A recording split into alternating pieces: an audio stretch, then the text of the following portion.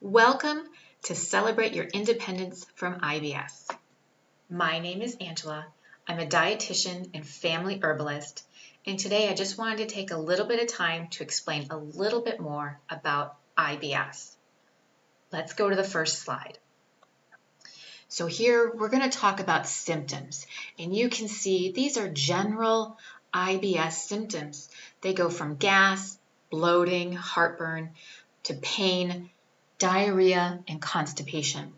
So it's important to know you don't need all of these symptoms to classify as IBS. You could have just one or two. They can be intermittent, so you don't need them all the time. They can come and go. But these are symptoms of IBS.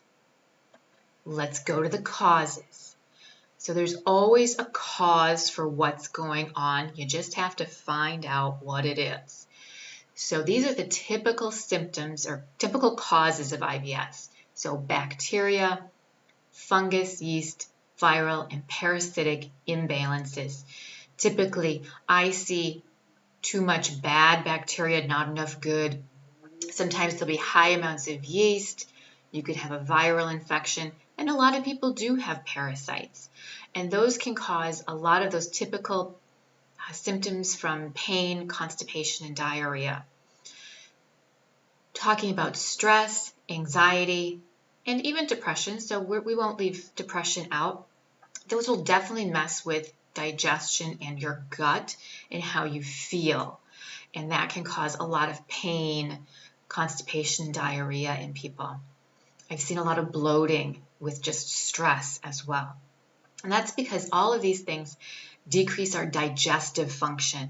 So the stomach doesn't put out enough stomach acid, the pancreas doesn't put out enough enzymes, the gallbladder doesn't put enough bile, and that really inhibits how we digest and absorb our food, and that can cause all of those symptoms. So what to do about it is stool testing. So a proper stool test will look at all of these imbalances. It will test for blood in the stool. It'll test for inflammation because inflammation can lead to leaky gut, which can lead to food sensitivities, which leads to more IBS. And proper stool testing will also test for digestive function. So in my office, I use GI map stool testing. I'll make another video about that.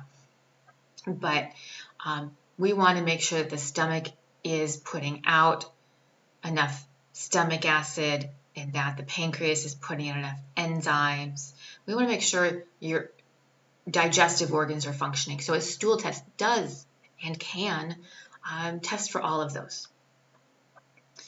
Also, we get to food sensitivity testing. So in food sensitivity testing, I like to use LEAP MRT. It is a blood test. It's going to test for over 170 foods and food chemicals. You're going to get a range of how those foods react to the body. Do they cause inflammation or an immune reaction? Please expect a diet change if you're looking into food sensitivity testing. So, what causes those IBS symptoms? You're looking at bacterial, fungal, viral, and parasitic imbalances. Usually too much of those. So a good test like the GI map will give you the number of those. Are they too much for you? We work with herbs and we bring those levels down and you start to feel better. We can start to repair that gut. We can test for food sensitivities so we have less inflammation coming into the body. And that can be very helpful for those symptoms. And little by little, those symptoms improve, which is what we want. We don't want to suffer with IBS. That can be very uncomfortable and sometimes embarrassing.